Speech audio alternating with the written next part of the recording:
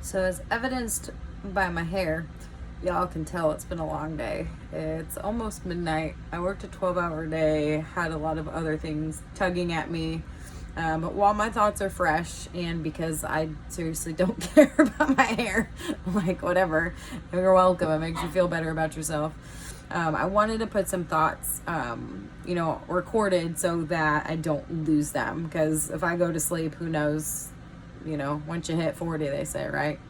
Anyways, I want us to think about what happens when we justify compliance to one thing because we don't want to face consequences. And I'll take, for example, the masks.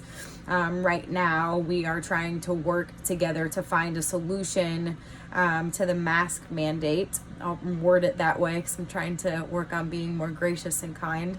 And so in the Republic School District, right? And so I talked to the assistant principal. He said, we don't really have a policy for masks. We do for vaccines, but we don't for masks as far as the religious part. No one's actually ever asked for it before. And I was like, oh, well, here's my 10,000 foot view, just the basics, because I don't want to get into a whole lot of things because it doesn't really matter if we agree on them or not. This is my religious reason. I hate that word religion, but why I don't believe in wearing a mask. I'm like, I have done my homework. I have listened to lots of MDs and DOs and virologists and pathologists and immunologists who are talking about all of the discrepancies in this so-called pandemic. So to say that it's legitimate as far as a crisis in the first place, not that there's any crisis big enough to take people's civil liberties and God-given liberties, but let's say that it was, I believe they're lying. So it's a falsehood.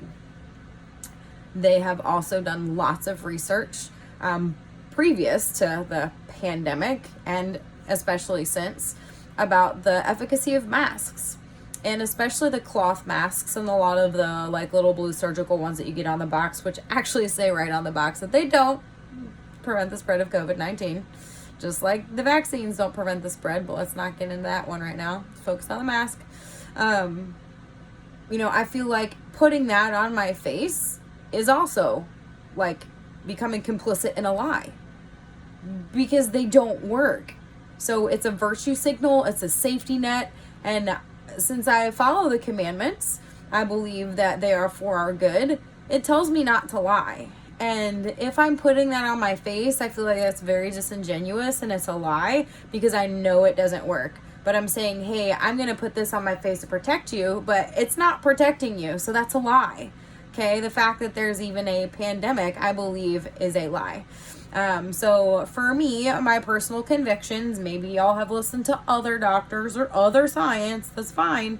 And for you, you're like, hey, my immune system this or this doctor that, and I want to do that. I'm like, you go, you do you, boo-boo. Because if you want to wear the mask or take the jab or comply with the things, that's your choice to do so. But for me, I believe this is all a charade, it's smoke and mirrors, and that none of it is what they say it is. And that's not just based on some weird premonition, it's based on lots of testimonials, data, multiple witnesses, a lot of peer-reviewed papers and things that I've read, a lot of podcasts from a really bright minds brighter than mine that I've listened to, where I have to stop and look up words and kind of make notes and make myself understand these things. I don't believe you have to have a bunch of letters after your name to be able to disseminate information, to connect the dots, to accurately assess risk. I think that is a God-given ability that we all have, some better than others, but we can help each other. So for me, thou shalt not lie. I'm not going to wear the mask because it's a lie. I don't believe it does anything. And I don't just believe, I have lots of proof to show that. So I had that candid discussion.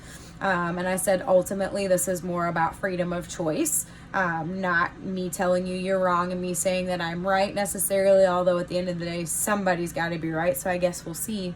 But, at the end of the day, it's we want to operate in mutual respect. We know that everybody has the children's best interest at heart.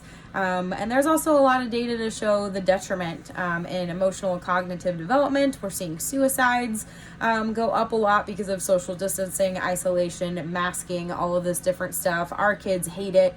They're like, I can't tell what people are saying. I can't understand. I don't even want to ask questions. It's not worth it, kind of a thing. We get a lot of negative comments, right? So it's really not helping.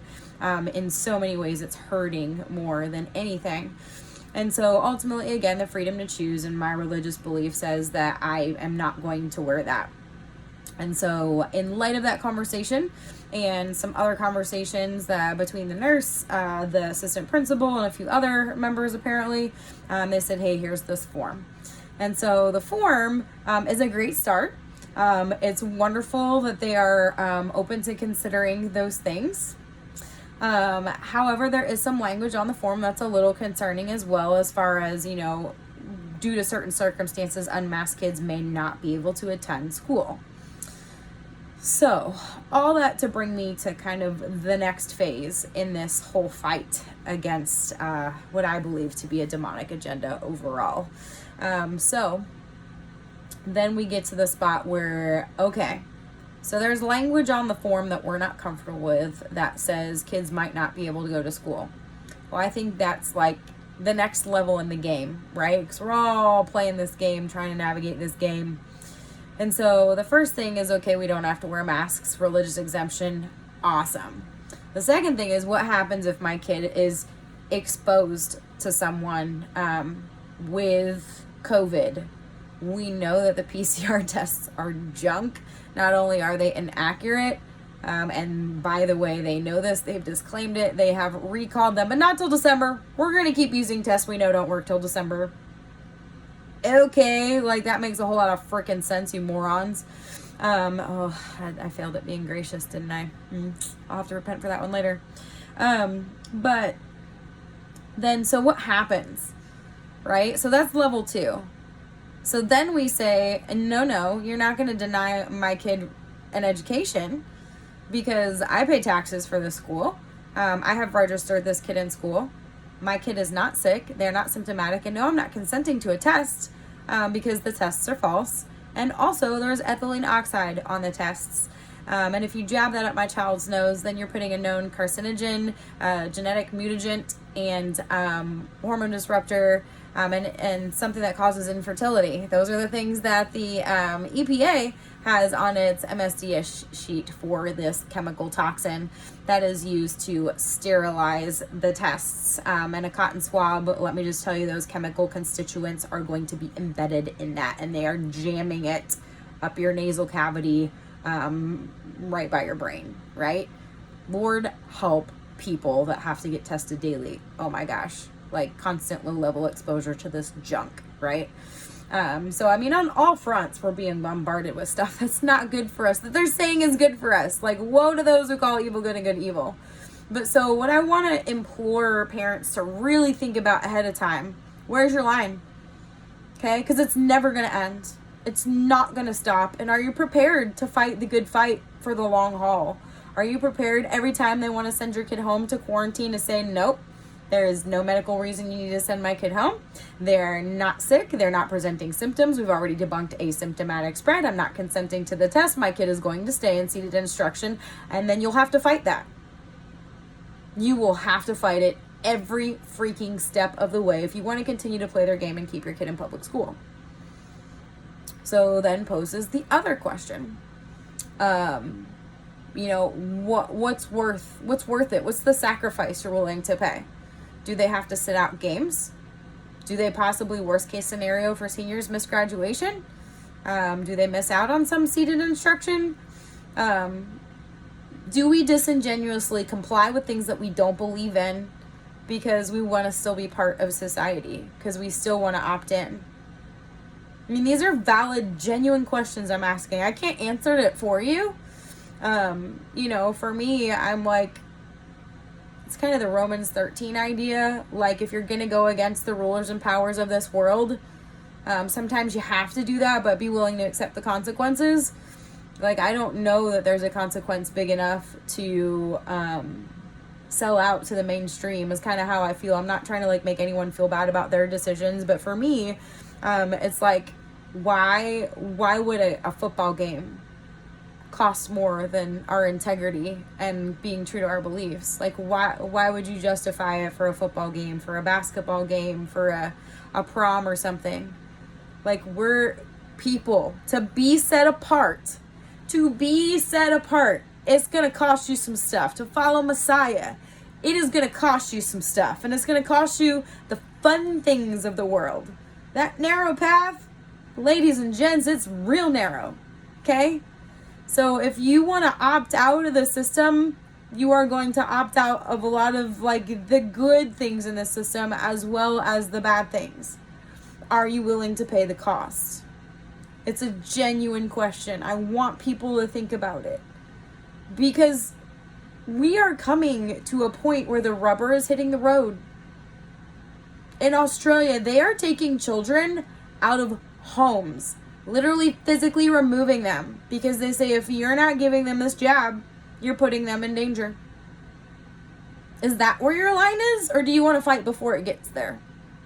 Genuine question. I'm not trying to be condescending at all. I'm just really freaking tired because it's been a long day. But this is important. I feel like I had to muster the strength to do this. And it makes me really emotional because I wish that more people would have a steel rod down their back and they would fight. They would be willing to fight tooth and nail. Because if we lose this battle here, it doesn't stop. Our kids are going to inherit this. And then their grandchildren. And their children after them if Messiah tarries. Do we want to fail them? Are we saying we're willing to allow them to miss out on some worldly stuff right now? To teach them integrity and long suffering. And how to dig their heels in. To stand up for what they believe. Because if we don't model it for them, guys and gals, they're not going to see it. Moms and dads, stepmoms, stepdads, grandparents, aunts and uncles, spiritual mentors, coaches. You don't see that in the world today. You don't see people with such strong conviction that they actually live it. You don't see it. So how are they supposed to know what that looks like unless we show it to them? Where is your line? What are you willing to pay the cost of? And what really truly matters on an eternal scale? Is it a football game? Or is it a principle? Once you figure that out for you, have that conversation with your kids, because we're going to be having that conversation with ours. Rubber's meeting the road. Okay? It's not going to be easy. It's not. It's probably flat out going to suck a lot of the time. But strongly consider also what sacrifices you're willing to make to take your kids out of public school and homeschool them. That might be real conversations that we all have to have in our families. Because it's going to come to a point where you don't want to play the game anymore. You want to opt out. Side note, France has outlawed homeschooling. Yeah, they have. They did it. Yes, they did. They outlawed homeschooling. You are not allowed to teach your own child in your own home. WTF, mate. WTF. This is where the world is headed. It's 13 minutes and 42 seconds. I need to go to bed. You guys are probably tired of me rambling on, but I felt it was important to try my damnedest to put some coherent thoughts together, even though it's late at night. And challenge you, admonish you, and encourage you. Okay? When you've done all you can do to stand, okay, you need to speak out at school board meetings. You need to make your voice heard. You need to stand firm in your convictions, and you need to teach your children to do the same thing. And by you, I mean we, us, all of us. I'm tired. I'm sorry. But we have to be the example to our kids of people with integrity with a moral compass that points north, with our feet firmly planted on solid ground in the scriptures. Okay? If we're believers, if we're people of faith, we better dang sure start acting like it, because the enemy is gaining ground left and right, and it's because we let him. He doesn't take anything we don't allow him to take. So rise up, lions. Otherwise, Satan gonna eat your cubs. All right, think about it and pray about it. And I'm praying for wisdom and shalom for all of you. Good night.